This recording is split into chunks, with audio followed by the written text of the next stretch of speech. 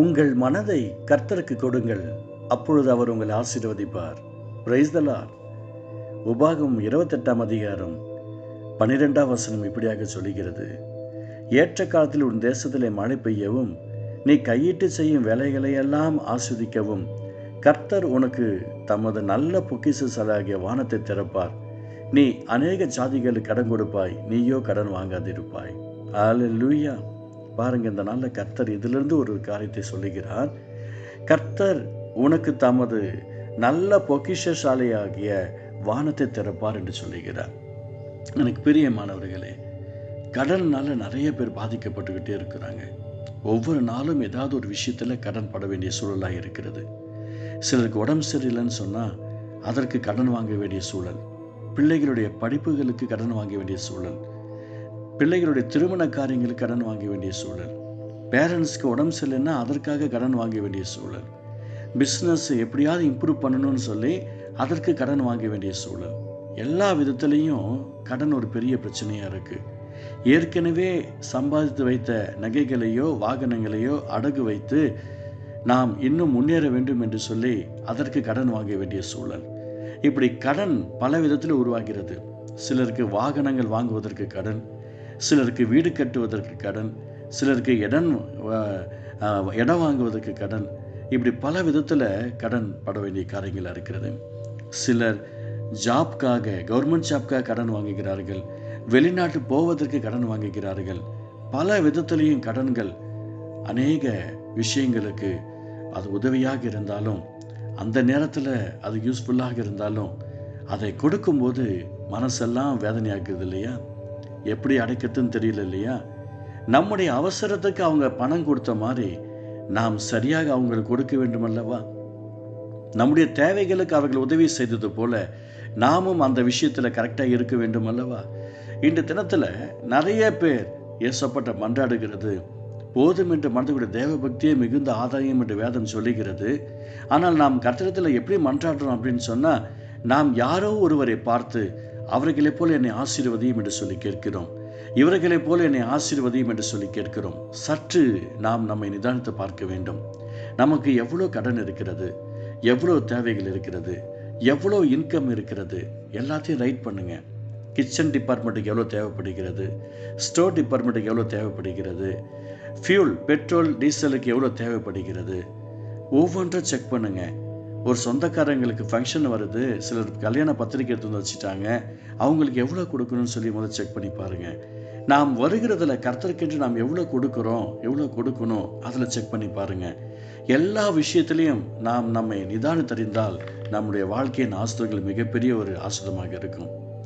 பாருங்கள், ஏதாவது ஒரு முயற்சி செய்தால் மட்டும்தான் ஒரு அற்புதங்கள் நடக்கும். அதான் கர்த்தர் சொல்லுகிறார். அருமையான ஈசாக்கு, அவர் பஞ்ச காலத்தில் பஞ்சம் வந்து விட்டதே, நாம் என்ன செய்வது என்று அவர் போராடவில்லை.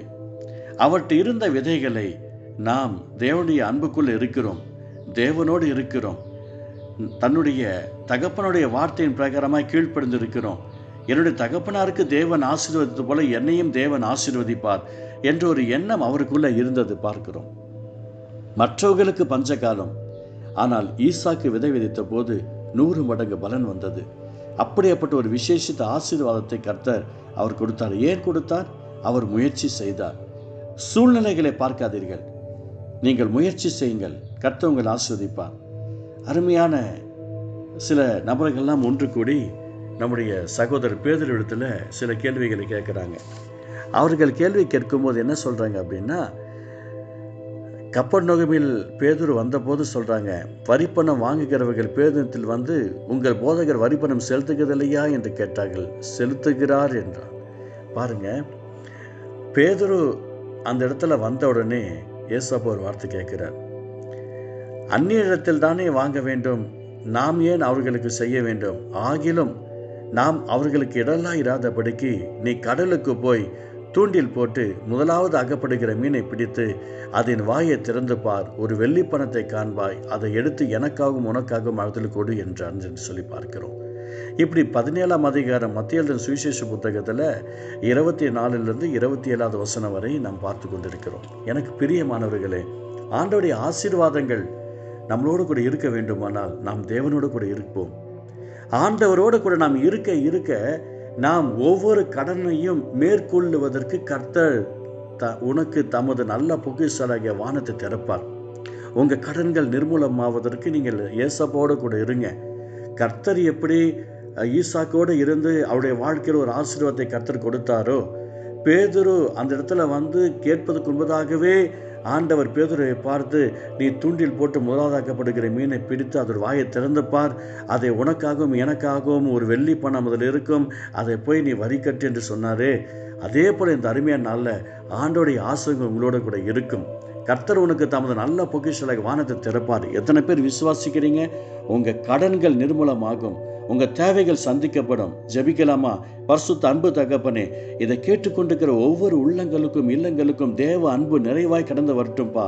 கர்த்தர் உனக்கு தமது நல்ல பொக்கிஷமாக வானத்தை திறப்பார் என்ற வார்த்தையின் பிரகாரமாய் இயேசுவின் நாமத்தில் ஆசீர்வாதம் உண்டாகட்டும், இயேசுவின் நாமத்தில் அற்புதங்கள் உண்டாகட்டும், இயேசுவின் நாமத்தில் ஐஸ்வர்யம் உண்டாகட்டும். உங்களுடைய பிள்ளைகளுக்கு பெரிய காரியம் நடக்கட்டும். ஆண்டவருடைய அன்போடு கூட நீங்கள் இருங்க. உங்கள்கிட்ட இருக்கிற வம்பெல்லாம் ஓடி போயிடும். ஆண்டவர்கள் ஆசீர்வதிப்பார். ஆமேன், ஆமேன், ஆமேன்.